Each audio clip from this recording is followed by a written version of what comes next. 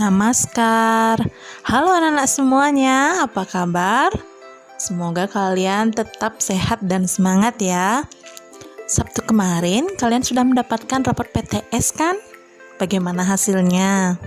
Apapun hasilnya, kalian harus tetap belajar ya, tetap semangat untuk belajar. Kali ini misalkan menyampaikan kepada kalian terkait pembahasan tema 8 pada buku pengayaan dan buku Bu Pena. Silakan disimak baik-baik ya anak-anak semuanya.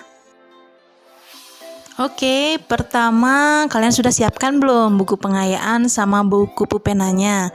Serta pensil, penghapus atau pulpen sudah di atas meja belum? Nah, kalau sudah, mari kita lanjut dari Bu Pena. Kalian sekarang buka Bu Pena halaman 82 ya anak-anak semuanya. Oke anak-anak, kita ke halaman 82 Bu Pena 4D ya. Kita bahas soal bahasa Indonesia satu persatu. Dari nomor 1 kita diminta membaca dulu teks fiksinya ya. Putri Liona gemar memamerkan suaranya di depan orang banyak. Ia bernyanyi dengan sangat merdu. Usai bernyanyi, orang-orang bertepuk tangan meriah. Putri Liona pun memuji dirinya sendiri. Mana ada orang di kota ini yang suaranya lebih bagus dariku? Saat ada yang mengkritik suaranya, Putri Liona tidak terima dan marah sekali. Pertanyaannya, sifat tokoh Putri Liona dalam cerita di atas adalah bagaimana sifat Putri Liona dalam teks itu? Iya, sombong.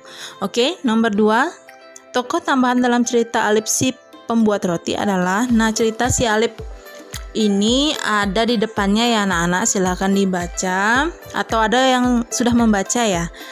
Ya, jadi tokoh tambahan sudah disejarkan minggu lalu, tentunya masih ingat. Jadi tokoh tambahan dalam cerita itu adalah penduduk ya anak-anak. Oke, sudah. Sekarang kita lanjut ke nomor 3. Nah, nomor 3 ini juga ada cuplikan cerita ya untuk menjawab nomor 3 dan nomor 4. Oke. Kita tarik nafas dulu ya. Silakan tarik nafasnya dulu. Kita mulai baca lagi. Ada sebuah kerajaan bernama Pasir Batang. Kerajaan tersebut dipimpin oleh seorang raja yang bijaksana bernama Prabu Tapa Agung. Raja Prabu Tapa Agung mempunyai 2 orang putri yang belum menikah, yaitu Putri Purbararang dan Putri Purbasari. Mereka mempunyai sifat yang sangat berbeda. Putri Purbasari sangat baik hati, ia sangat lembut dan suka menolong.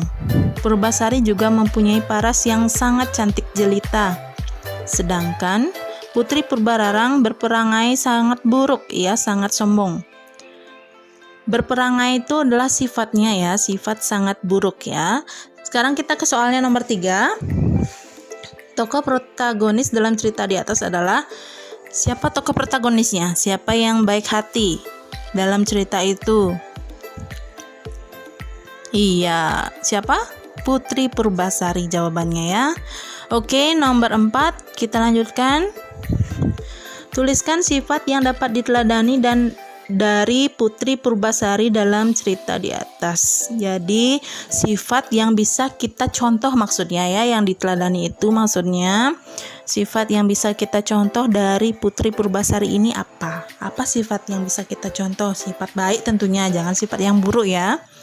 Oke, sifat baik yang bisa kita contoh itu dari Putri Purbasari yaitu mempunyai sifat yang suka menolong dan baik hati. Tentunya dia juga bersifat lembut ya.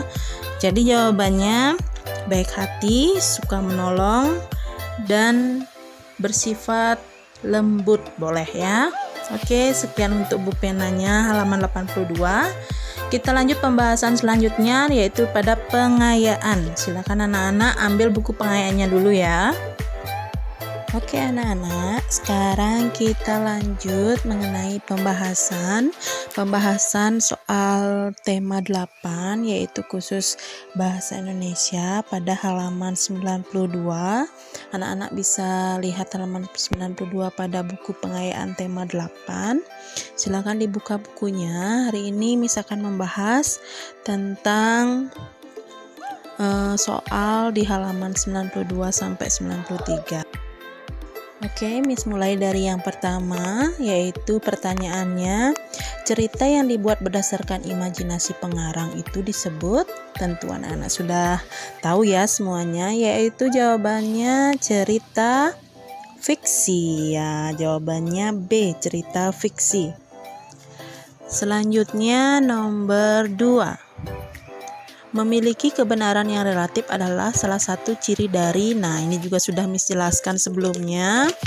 Jadi jawabannya itu adalah termasuk ciri-ciri cerita fiksi ya anak-anak. Yang nomor 3, tokoh utama dalam cerita fiksi berjudul Lebay Malang. Nah, kita pernah baca bersama di kelas ya. Jadi tokohnya siapa? Masih ingat anak-anak semuanya? Iya, jawabannya Pak Lebay ya. Jadi tokoh utamanya itu Pak Lebay. Oke anak-anak, kita lanjut ke nomor 4, yaitu tokoh utama dalam cerita fiksi berjudul Kanjeng Ratu Kidul adalah, kalian pernah baca belum sebelumnya? Itu ada di tema 8 ya, buku pengayaannya. Jadi tokoh utamanya itu adalah Dewi Srengenge, yang A ya. Wah, namanya Dewi Srengenge ya, susah juga bilangnya. Lanjut nomor 5.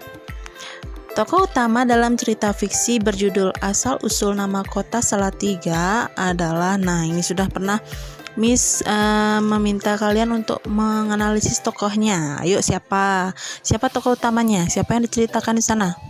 Iya betul, Adipati Pandanarang ya anak-anak, jawabannya adalah C. Oke, kita lanjut ke Romawi kedua, yaitu pada halaman 93. Ya, silakan anak-anak tulis jawabannya. Jika belum, yang sudah silakan kita sama-sama periksa jawabannya ya. Siapakah tokoh utama dalam cerita fiksi berjudul Saudagar yang Kikir? Ini juga pernah kita baca bersama ya. Jadi tokoh utamanya adalah saudagar kaya. Lanjut nomor 2. Siapakah tokoh utama dalam cerita fiksi berjudul Asal Usul Ikan Fatin?